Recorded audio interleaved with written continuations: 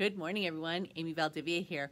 Wanted to give you a little bit of advice about a refinance. Let me tell you a little bit about what's going on and why I'm going to give you this advice. This advice is keep making your house payment.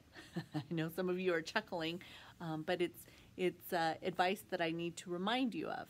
I have a particular borrower who started the process in March, wanted to refinance their house, his house this month. Okay, no problem, we're going to close the loan. Didn't make his house payment March 1st because he thought, no big deal. I'm going to close my home loan in March. Now I don't have to make my March payment. I know because it's closing in March, I don't have to make my April payment. My first house payment's going to be in May. He said in his mind, I get 2 months without making a payment. Wrong. So here's what's going on. He did not make his payment. At the same time, we're asking him for appropriate documentation to complete the refinance, and he's kind of just lollygagging around. Well, 1 or 2 days turns into 4 days, turns into 5 days.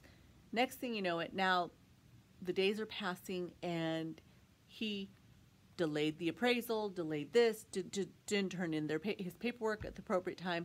Now we're up against crunch time.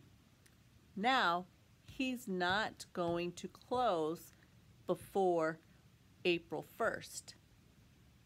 And he spent the money.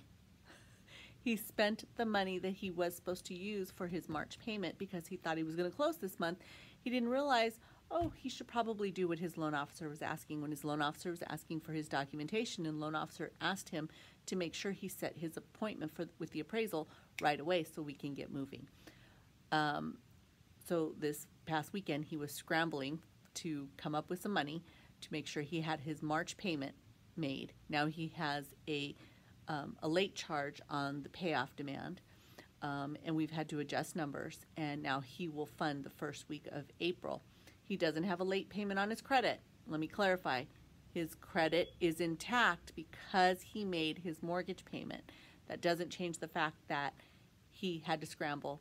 He did have to now have an additional late charge. It was $60 if I'm not mistaken. But the point was that he incurred that charge, and he really could have avoided it had he just kept making his payment just like normal and turned in his paperwork when he was asked. So that's my little nugget. Make your payment. Some of us think that that's quite logical. Some of us think that's a novel concept. But let me tell you, it sure does help so you don't have those panic moments at the end of the month. If you have any questions, or if you're in the middle of a refinance and really don't understand what's going on, or you want to refinance, avaldivia@afncorp.com or 626-485-4673. Have a wonderful, wonderful day. Take care. Bye.